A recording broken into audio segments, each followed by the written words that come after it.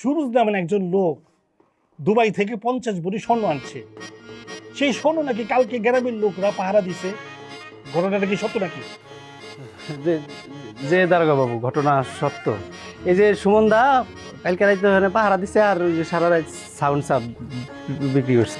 সবাই খেলে আওয়াজ দিচ্ছে, হুঁশিয়ার সাবধান, হুঁশিয়ার সাবধান।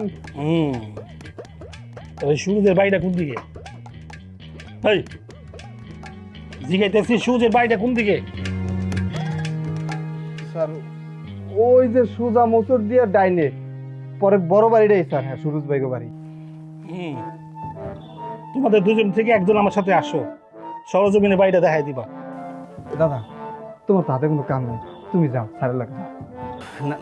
না না সুমন দা, ওই যে আমার তো সিরিয়াল আছে, ওই যে মেম্বারের ফুল আইব চুল কাটাইতে। হ্যাঁ যদি আবার আমার না পাই তাহলে তো আবার যাবো গা। তুমি যাও, তুমি যাও। হয়েছে, আর ঝগড়া করার কাম নাই। তুমি আসো, আসো বলতেছি, আসো।